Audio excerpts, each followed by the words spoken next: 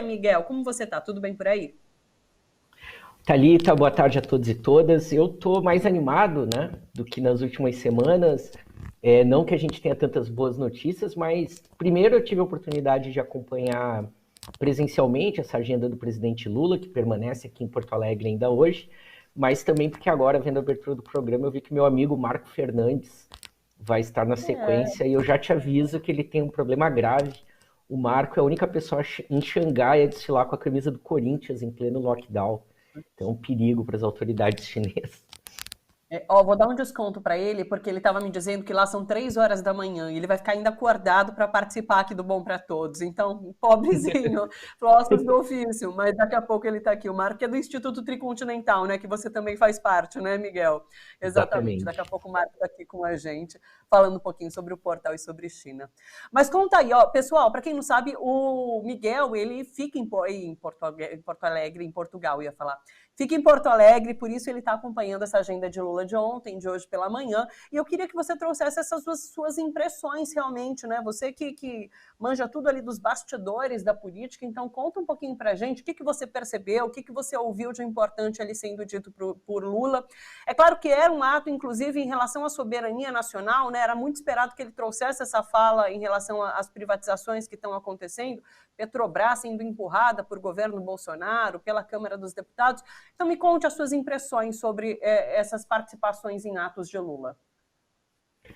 Olha, Thalita, a agenda do Lula aqui no Rio Grande do Sul foi bem intensa. Ele chegou ontem à tarde, fez reuniões com dirigentes dos partidos, enfim, e ele teve um encontro ontem muito importante com reitores, diretores de campus do Instituto Federal, educadores e educadoras. Então, ontem era um encontro temático sobre educação. Hoje pela manhã ele repetiu a mesma fórmula, é um método que ele tem utilizado, né, na campanha, e como ele mesmo disse hoje de manhã, nós estamos aqui para aprender. Então, ao invés das pessoas ouvirem os discursos, o Lula escuta. Né? Ele já havia feito isso em São Paulo, com o tema da agricultura, da soberania alimentar, enfim.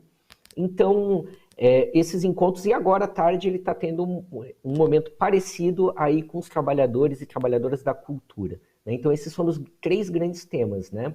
Cooperativismo, cultura e educação. E ontem, então, ele teve esse ato no local fechado, porque né, a lei eleitoral ainda impede em locais públicos, uma presença muito bacana, assim, um ambiente muito pacífico, muito alegre, né? Mais de 1.500 pessoas não conseguiram entrar no local, então faltou espaço para tanta gente que queria estar junto com o presidente. E como a gente viu nas imagens ali, é um palanque que vai do PSOL, né, ao candidato a vice-presidente, Geraldo Alckmin, então bem representativo, as principais lideranças, né? E hoje também no encontro das cooperativas eu pude ver lideranças de setores cooperativistas que não são necessariamente ligados ao PT ou aos movimentos populares, então isso também demonstra, né, essa abrangência, essa candidatura. E o clima que a gente sente nos bastidores é um clima muito otimista, né, principalmente por conta das duas últimas pesquisas, a Datafolha na semana passada e a BTG Pactual no começo dessa semana, as duas que apontam tanto a possibilidade da vitória em primeiro turno, como também, que contribuiria para isso, em especial na BTG Pactual, de que 50% dos eleitores de Ciro Gomes poderiam trocar de voto até as eleições de outubro. Né? Haveria essa possibilidade. Como a gente está numa eleição super polarizada, em que o segundo turno já é no primeiro, né? Então esse clima a gente percebe, né? E as falas do Lula na intimidade, e que não são diferentes do que ele tem dito no público, ele tem insistido muito naquilo que ele já falou em público outras vezes, de que ele não precisava concorrer a presidente, né, de que ele está já com 70 e tantos anos de vida, que ele não pode fazer menos do que ele fez nos dois mandatos que ele teve como presidente. E a obsessão dele é o combate à fome. Então, primeiro, né, em sendo eleito, ele tem insistido muito nesse tema de que o combate à fome vai ser a prioridade número 1 do governo, é nisso que o governo vai trabalhar de início no primeiro ano. Né?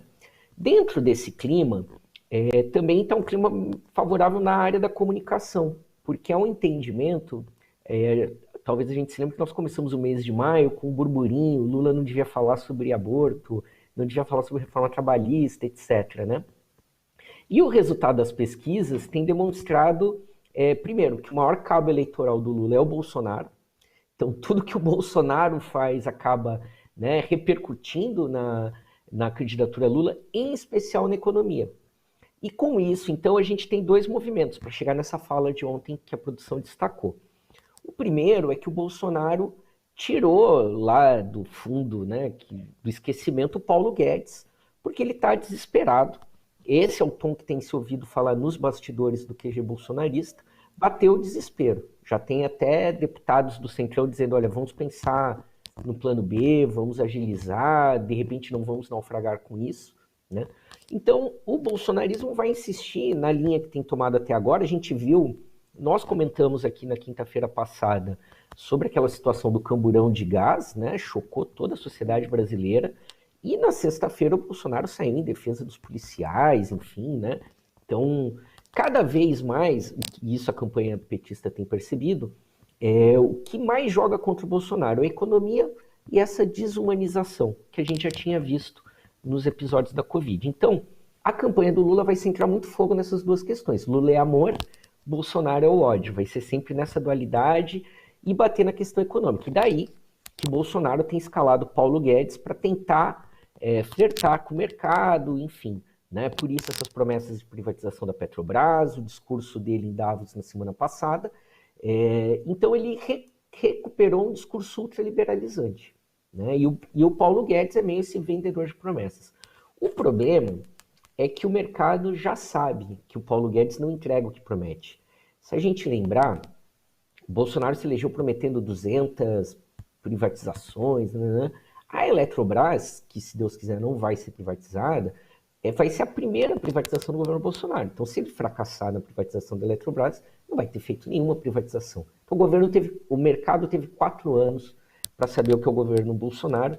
E para o capitalista, o Bolsonaro gera instabilidade demais. Não tem como planejar a economia quando você não sabe para que lado o governo vai.